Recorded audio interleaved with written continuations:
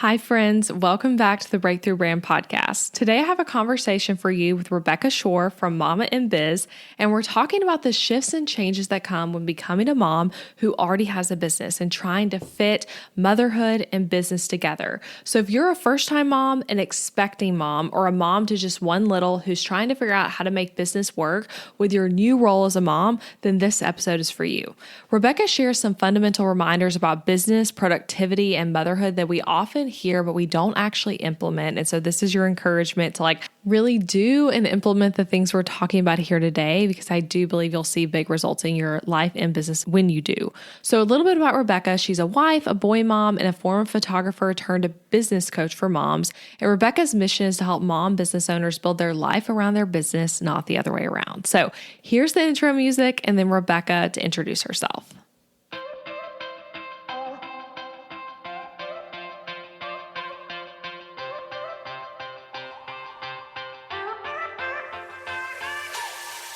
Hey guys, I'm Elizabeth McCravey, an online educator for entrepreneurs, website designer, wife, boy mom, and your host for the Breakthrough Brand Podcast, the show that's all about pulling back the curtain on how to actually build a successful business.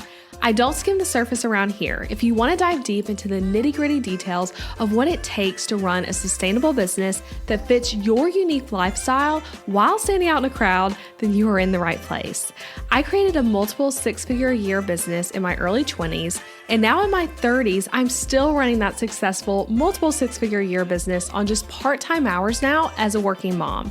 I'm here to share everything I've learned and everything I'm still learning, because I believe that the keys to building a thriving business should never be a secret. Here you'll find episodes that are actionable, direct, and fun, like friends chatting business over coffee, and a fresh, honest take on the reality of being an entrepreneur. If you're ready to master online marketing, website design, personal branding, mindset, time management as a busy parent, scalable and passive income, and business strategy, then this is the podcast for you. It's time to build your breakthrough brand. Let's do this. I am a wife. I'm a mama to a 2-year-old little boy.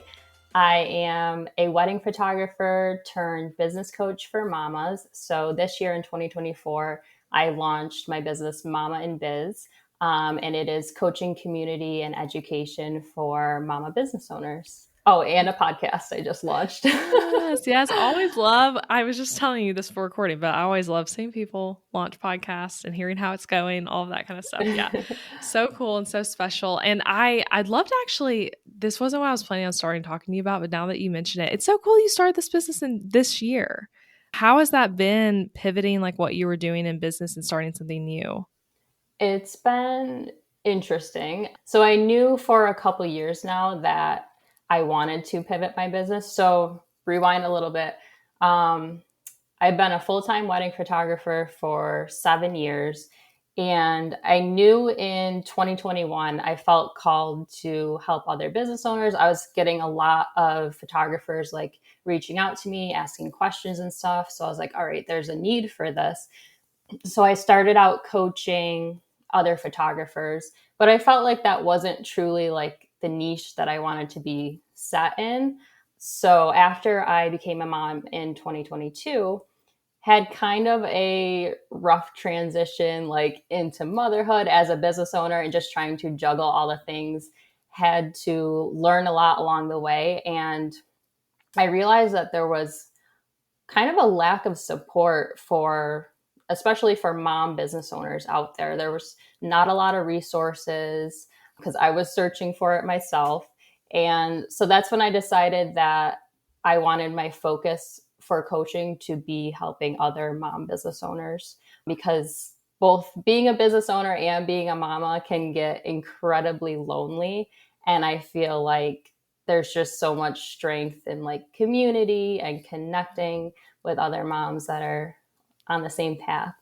Yeah, I love that. It really can be whiplash of you're not expecting how much change it can, having a baby can do to your business, not in a bad way, but in a great way. So I'd be curious to hear your thoughts on that, because I know this is true for me when I became a mom, but it's you realize productivity looks a lot different as a mom. I've talked about that a lot on this podcast.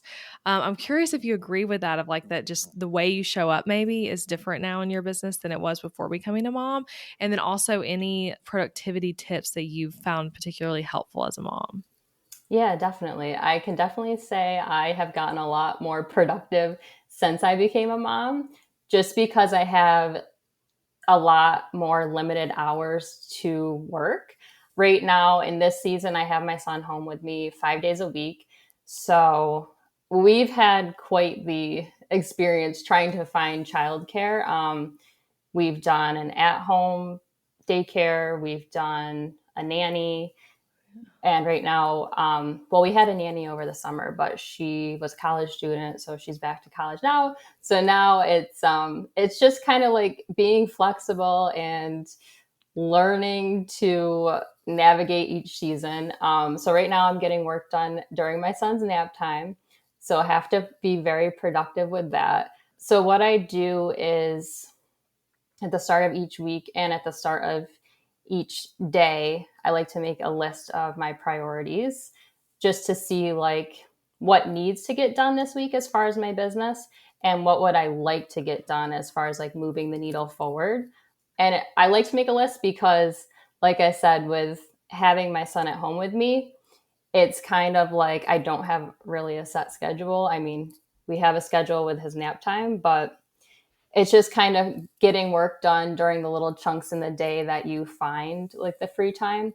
So having a list of priorities is like, I know exactly, I can go to that and I know exactly what needs to get done, look at what's at the top of my list. Because I feel like if you don't have that, you can have a lot of decision paralysis. Like there's a million different things on my to-do list. What do I choose? What do I start with? And you can lose the little chunks of time that you have just trying to decide what needs to get done. And just when you do find that time, eliminating distractions as much as possible. I turn my phone on do not disturb, try to put it even in the other room if I can, because phones can be a huge distraction and productivity killer. Also, another thing I like to do is maybe taking some time to like do some breathing exercises, meditate a little bit, because it can be hard throughout your day trying to keep switching from mom mode to business owner mode. Like you can feel very overstimulated at times. So I find that when I get my son down for a nap and I do get that chunk of time to do my work, I feel like just kind of overstimulated with all the things because, around nap time, things start getting crazy. So I find if I take a couple minutes to myself to just breathe, maybe do a couple like yoga poses just to kind of reset, I feel I can be a lot more productive than just trying to like jump right into it and just staying active as well. I find that if I'm sitting down a lot doing my work, I physically and mentally feel tired more quickly. So what I recently got was a standing desk and like a little elliptical like Nice. stair stepper that goes under my desk. And that has actually been a game changer, just keeping my energy up while I'm working, helping me stay productive. Because if you mentally have more energy, that's just going to boost your productivity as well. Yeah, I love those tips. And I know having the energy while you're working and the going back and forth between motherhood task and being present with your kids and then also work stuff really is like a lot on the brain. Like you said, it can feel really overstimulating. And I know there's a lot of women listening who might be like, yeah, I'm only working during nap time, during this, like maybe it's 2 naps a day, maybe it's 1 nap a day with your child. So I've seen you talk about how motherhood made you realize how much time you were wasting in your business by doing things that like, maybe you don't actually move the needle for, but then when you do have a lot more time capacity, you can feel like, oh, I should do this random thing over there and I should try this thing over there. And like, I don't know, I'll just do this, I'll do that. And you're kind of working in a less optimized way. I'm curious now, what tasks do you think a lot of us focus on that are big time wasters? And what did you find in your own business that you need to cut maybe? And how did you decide what to prioritize? Yeah, so great question. When it comes to priorities, I look at two things: what's going to move the needle in my business and bring me closer to achieving my goals. And if you don't have clear cut goals and like a date that you want to accomplish it by, that's a whole nother conversation that we need to have. But, and also what things are my clients relying on me to get done? So, as far as like, for example, with my wedding photography business, I have a specific date and deadline that I need to get photos out to my clients. So if that, like I said, I like to make a priority list at the beginning of my week and also at the beginning of each day. So if I know that a deadline is coming up, that will be closer to the top of my list of priorities. And then if there's something that doesn't fall into those two buckets, something that moves the needle forward or client work, then I take a good hard look at it and wonder, why am I even doing it at all? Yeah. And if I can delete it and take it off my plate altogether. After I became a mom, I had to really go through my business with a fine tooth comb and figure out, with each task, is this something that I need to be doing? Is this something that's getting me closer to my goals? And I found that there was a lot of things that was actually wasting my time and that I could take off my plate altogether. Because my goal was to be able to spend as much time as possible with my son. I didn't exactly set my business up well for that transition into motherhood. I didn't really set up like a maternity leave for myself. And that was a big learning experience for me and a big motivator behind why I started Mama and Biz, because I didn't want other mothers to feel like as frantic and stressed out as I felt in those first few weeks of motherhood and few months, because it is a huge life transition. And until you've been there and like are in the thick of it, you don't really realize like how crazy it is going to change your entire life. And it's also like the most amazing and beautiful experience that you're ever going to have. And the last thing that you should be worrying about is your business. Yeah, yeah. And I completely agree. And I remember when I had my first call in, I went through a season where I was like not even wanting to do my business. And then I do love my business though. It was like this back and forth of like I had so much desire to mainly focus on being at home. And it also is like a lot you're taking on at once, right? Like it's a huge life transition, like you're saying. You're learning so many new skills all while you're going through this intense season of postpartum where you're learning how to feed your baby, you're not sleeping well, you're all the new skills, so much Googling and learning all the mothering things. And it can be really hard to like balance both. So figuring out how to optimize your business and like you said, take a solid maternity leave if you're able to, which is so important. And figuring out that balance of doing both when it looks different than it used to. I'm curious too, what do you think are some fundamental rules perhaps that you would say women should consider as we think about optimizing our business to have more time with our kids? Yeah, so I would say this is something that I work with my one-on-one coaching clients with. If you don't have a CRM, and if you don't know what that is, it's a customer relationship management system. If you don't have a CRM in your business, you're definitely going to want to get that set up. I use Honeybook, and if you do a lot of like one-on-one client work, this is a game changer to make sure that you're keeping track of every correspondence that you have with your client, any tasks that are coming up, so you can actually make a full workflow. So basically everything, like with my photography business, everything that I do with my clients from the time that they inquire with me all the way to like their first anniversary, I have every single little step. So that's a great way to really cut back and on the time that you spend in your business and optimizing your time, knowing that nothing's going to slip through the crap. Sorry, slip through the cracks, because you know exactly what you need to do with each client. Another thing is using a task management system, such as I use Asana. I know there's a bunch of different ones out there, but I was a old school, I guess, girl that liked to make a bunch of to-do lists, but I ended up having to-do lists all over my desks and like sticky notes all over the place. And it just started getting really unorganized. So I switched over to an online task management system. It's basically like a big to-do list for yourself, but it's great because you can add deadlines. You can add, so you know like what's coming up soon. Another great way to prioritize what you need to get done. You can also, if you have a team, you can assign certain team members to do certain tasks. And that has definitely been a game changer for me just to stay organized in what I have to do. And you can even make like in Asana, I made like a startup routine for myself and an end of the day routine for myself. So I go through and like check through the startup routine just to kind of get my mind in like that work mode, because like we were saying, if you're constantly switching between mama mode and work mode, it can be hard to switch between the two. Would you So mind sharing a little glimpse into what your startup and end of the day tasks are? Love to hear that. yeah, so my work startup routine, I even have take out my computer, my mouse, my planner, pen and pencil. I put in my headphones, I turn on some motivational music, I check Asana, update and add any new tasks.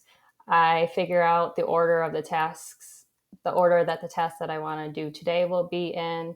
I check my Facebook for any like notifications, no more than 5 minutes. So I set a timer for myself. And then first I set an intention for my day, and then I dive into my first priority of the day. This is something that I always try to do, and I encourage my one-on-one coaching clients to do, is your first task of the day, make it something that is going to move the needle forward. So I had a one-on-one coaching client recently. I asked her, we were doing a 2-week time audit, which is where I go through with them. I have them track their time for the first week. I say, don't change anything. Let's just see like where you're at. And then we review everything and figure out like exactly where we can optimize things in their business, maybe cut things out, figure out if there's anything that they're wasting their time on and like what they're spending the most time on. So I asked one of my coaching clients, I said, what's the first thing that you normally do when you sit down to work? And she said, check my email. Mm-hmm. And I said, can you please try for like the next week, set aside 1 hour if you can, even 30 minutes when you first sit down to work on something that is going to move the needle forward, something that's going to bring you closer to your goals. Because if we start our workday checking our email, you're automatically in reactive mode. And same goes for like one-on-one client work. Don't make that the first thing that you do for your workday, because you're automatically in reactive mode. You're not necessarily like working on your business, and then you just kind of get stuck working in your business. You get stuck on like that hamster wheel. And I've gotten burnt out over the past 7 years several times in my business. And I figured out that's the reason why, is because there were times when I wasn't actually working on anything like creative and stuff that inspired me. Not that my work isn't creative, but like constantly doing just client work, that can burn you out really easily. And that's not necessarily the reason why you started your business. You started it because you had a passion and you were inspired by something. So yeah, I always recommend doing that first thing.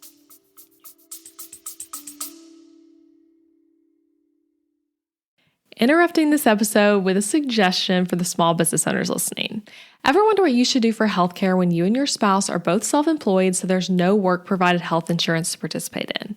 Well, when my husband Adam joined me in the entrepreneurial job space over 4 years ago, we joined Christian Healthcare Ministries instead of getting traditional health insurance. And it was the best decision for us, especially in these years of growing and raising a family while also running multiple businesses. CHM is a health cost sharing ministry and is a faith based alternative to health insurance. We did tons of research before choosing CHM. And if you know me and Adam, you know we are all about doing the math when making big or small financial decisions. And even though it's not insurance, CHM shares 100% of eligible medical bills, which is more than the typical 70 or 80% of medical bills paid for by insurance companies. All sharing is determined by the CHM guidelines, which you can check out before and after joining. And for the mamas and mamas to be listening, you truly cannot find a better healthcare option for maternity care. I had a vaginal delivery and a C-section and birth center care and hospital care between my 2 pregnancies and births, and it was all 100% shared for. And outside of birth, we've had our share of emergency room visits and procedures as a family, and those costs were all shared by members at Christian Healthcare Ministries, leaving us only paying our monthly contribution. CHM is less expensive month to month than insurance, and because there's no network, you can choose your care with whichever providers best fit your family. I seriously just cannot recommend Christian Healthcare Ministries enough. You've got to check them out. Go to elizabethmccravey.com/CHM for more information. Also putting that link in the show notes, elizabethmccravey.com/CHM. Now back to the episode. I loved working on, like you said, the ordering of your tasks, like not just a to-do list, but like this is the structure in which I'm going to tackle these items. I do that too. And I'll even like categorize it of like, these are personal things I'm trying to do today. These are work-related things. These work-related things make sense to be grouped together because they are all in the inbox and they're all this type of brain power. And these things like, editing this landing page, working on designing this site, like these things should go together because they're all creative in this way. And like, I might want a break to go do this thing after this thing is done because that was really like hard to do on your mental space. And so you might want the break to work out or whatever it is. So I'm with you that like, if it's just a giant to-do list, it can feel really overwhelming.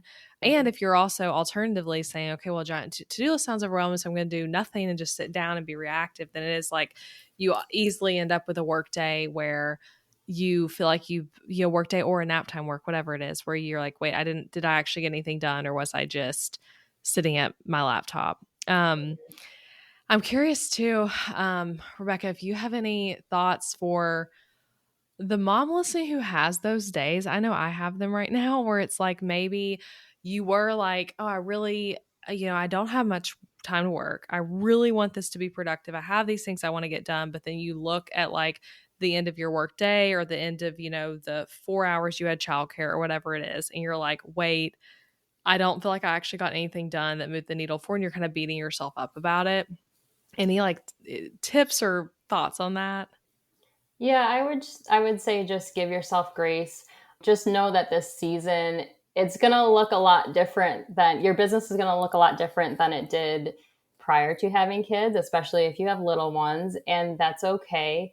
Knowing that you're going to have a chance tomorrow to get more stuff done. That's why I like to call it like a priority list and not a to-do list, because I don't know, it just kind of shifts my mindset a little bit. Like, if I don't get everything done on my to-do list, I don't have to beat myself up about it. Like, I know what my priorities are, and I know what my priorities are for the entire week. And also, just going back to Asana, I structure it so like Monday, Tuesday, you can have different columns. So I structure it for Monday through Friday, which is nice because I have my to-do list for Monday. And if something on my to-do list doesn't get done, you can just drag it and drop it to the next day. So yeah, just giving yourself grace in this season and knowing that this is just a season and it's not going to be forever, and your little ones aren't going to be this small forever. Just remembering that. And also knowing that your clients are a lot more understanding than you think they might be. I know, like, before I became a mom, I feel like I just had this mindset that like everything in my business was urgent. I had to respond to my clients immediately, or else they were going to get mad at me, or they weren't going to want to work with me anymore. But after I became a mom, I had to slow down a lot just because I don't have the time to be like responding to clients 24/7. I had to set a lot of boundaries in my business, and my clients have been amazing and completely understanding. Nobody's mad at me. Nobody wants to like not work with me anymore if I don't answer them immediately. So I feel like a lot of the stress and pressure that moms put on themselves, it's a lot of it is self-imposed. I know it has been for me anyway. That's something that I'm learning about myself, and just knowing that like slowing down a little bit is okay.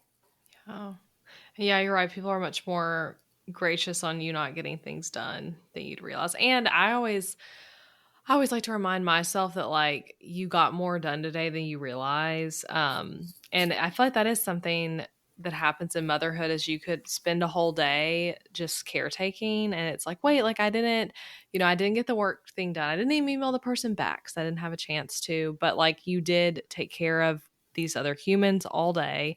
And that includes a lot of things over and over again that are like Yeah. mundane and sometimes tedious and sometimes exhausting. Like maybe you fought with your toddler over like helping them work through something and like feeding babies and all the things. It's like it's more work than you often realize. Yeah. And okay, I kind of, to go back to what you were saying, because we stopped on the time management, but I know you had some other tips and rules for optimizing our businesses. Can you keep going with those? Hmm. Yeah, absolutely. This was a huge game changer for me. After I became a mom, I started actually tracking my time when I was sitting down to work on my business. I use Toggle, and I know you've talked about this before, Elizabeth, on your podcast. It's Toggl, and super simple to use. You start the timer, you type in like what you're going to be working on. That was very eye opening for me. That's actually something that I go through with all of my clients when I do a 2 week time audit with them. But that just helped me see like exactly what I was spending my time on, what I might have been wasting my time on. And I feel like it also helped keep me more accountable, because if I said like I was going to be working on this specific thing and then I caught myself starting to scroll Instagram, it's like, nope, this is not what I said I was going to be working on. I need to get back to the thing that I said I was doing. So that's helped a lot. And then just finding ways that you can automate stuff in your business as much as possible, so you don't necessarily have to be doing all the back and forth between clients. You can make email templates if there's something that you email with all of your clients with, turning that into a template. And going back to like the CRM, Honeybook, having workflows, there's a way that you can have tasks in that automated. And then you can schedule your email newsletters to be sent out. You can batch social media content and schedule that. You can batch out podcast episodes and schedule those. So, taking those chunks of time that you have and using them efficiently so that you're not glued to your phone or frantically like trying to do things at the last minute. If you can, if you're at the point in your business that you can delegate, taking things off your plate, it's okay to have help. And that's not even in your business, but in motherhood as well. If you, going back to childcare, if you find part-time childcare, it's okay. I know a lot of people feel mom guilt about having someone help them like with childcare, and especially when you're a business owner, because people automatically think you're a business owner, you have a flexible schedule, you work from home, you should be watching your kids full time. But it's okay to get help in all areas of your life. You don't have to do it all, you shouldn't have to do it all. And yeah, also just being more organized, like eliminating distractions. I think the phone is the biggest distraction that we have. Social media, trying to maybe take the social media apps off your phone and not having your phone in the room when you're working. Oh, yeah, those are all great tips. Um, How would you say you maintain boundaries between work and family time, like when you're working from home, which I know you do? And how would you recommend other people doing that? I know I talked to so many women. I actually had a consulting call with someone this morning who she was saying, like, this is her situation, but where, she's working and like you're saying, she does not have any childcare. Maybe it's like there's a variety of reasons, you can not have childcare while you're running your business. But like how maintaining the work schedule, maintain boundaries between work and family when it's like you're going back and forth between both so much, and you might literally be working with like your children in the room with you, and you're taking care of them, but also like on your computer, and figuring out how to do both those things well. Yeah, I would say, if at all possible, trying to designate a room or area in your house that you can sit down and do your work. Again, setting boundaries on your phone. I try not to have the email app on my phone. I try to separate, even though my son is home with me full time right now. I try to separate work and like motherhood stuff. I try not to have my phone out in front of him. I did take like the email app off of my phone, so I'm not tempted to keep taking my phone out and looking at that. And just also setting clear boundaries with clients, just how and when they can get a hold of you. So letting them know, like, maybe it's just designated office hours that you have.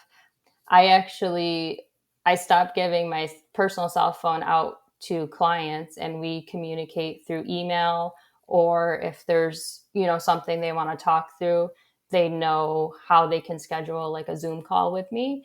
I thought that was another thing that was like going to make my clients mad at me, but it's been great. There hasn't been a single problem.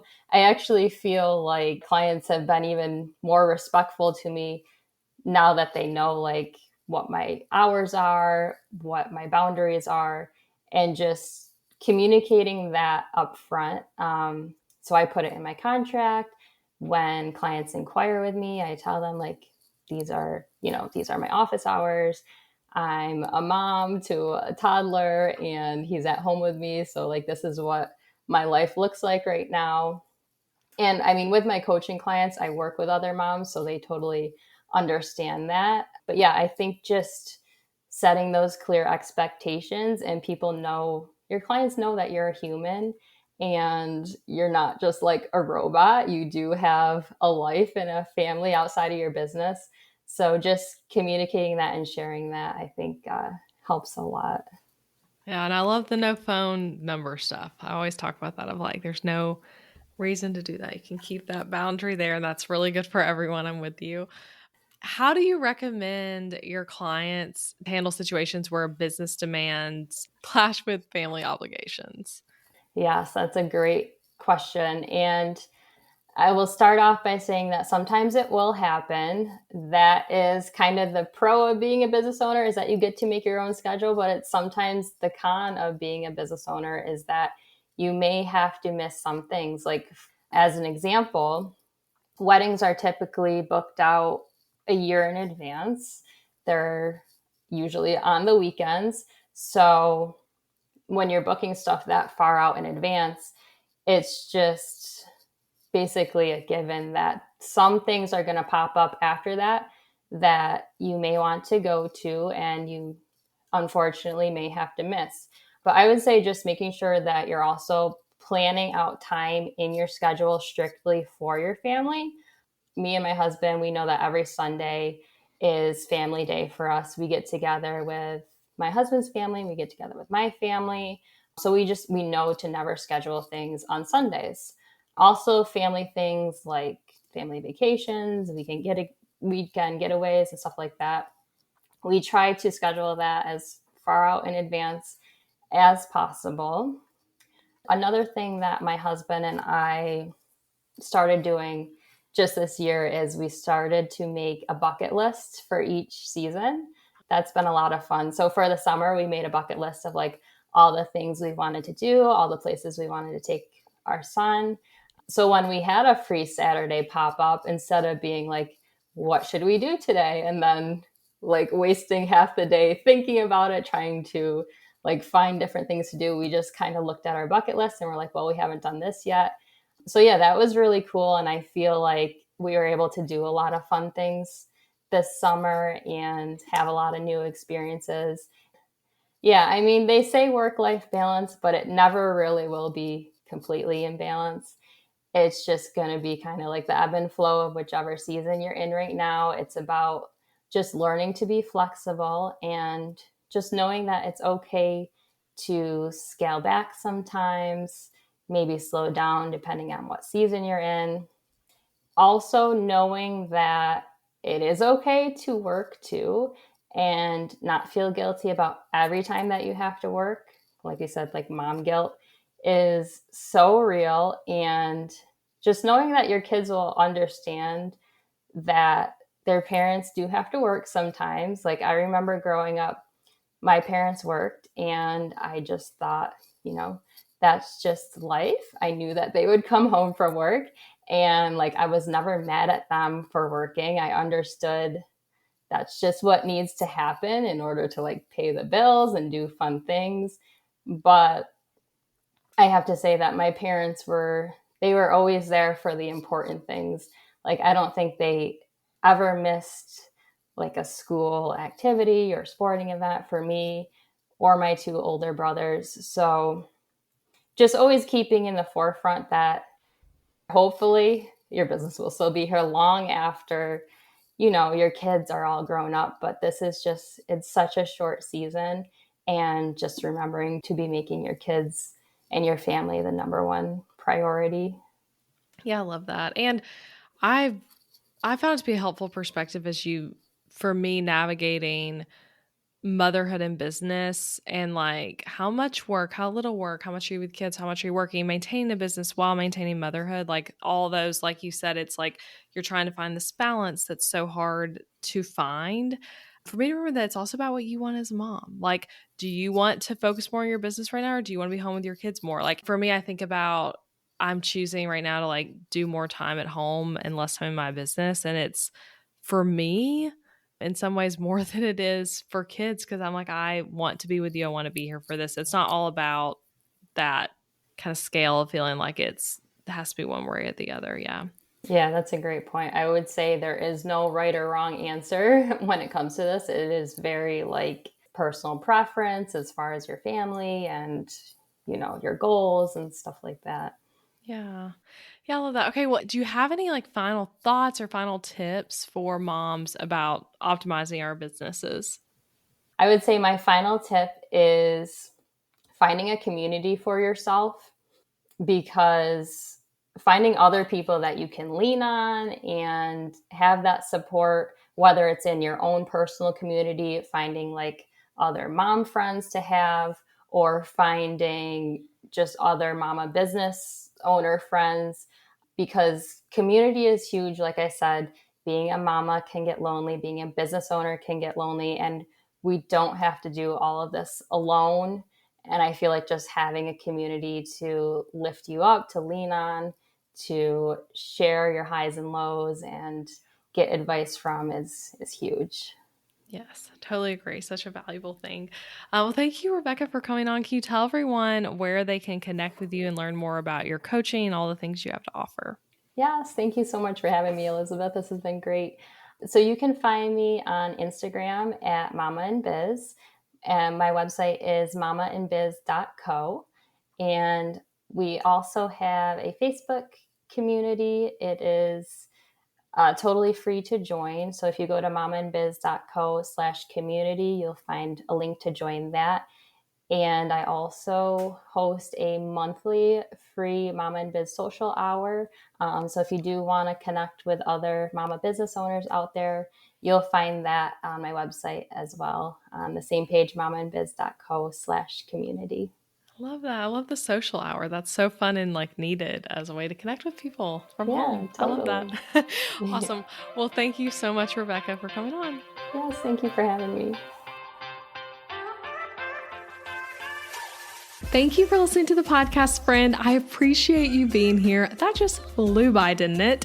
Hey, if you enjoyed this episode, I really want to encourage you to check out my website where you will find tons of resources to help you grow a profitable and sustainable business.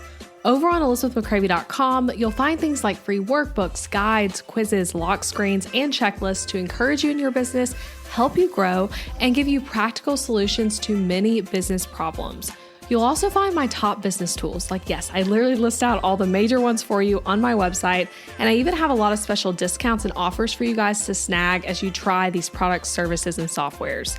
If you want to take the podcast content and make it super actionable, my resource page is here to help. So go to ElizabethMcCravey.com/tools to access everything. I hope you have fun exploring all of it over there. And if you loved this episode, leave a rating and review for the show wherever you're listening, or share with a friend. That's a great way to support the podcast, and I appreciate it so much. Thanks again so much for listening. I'll be back next week with a new episode. Bye for now.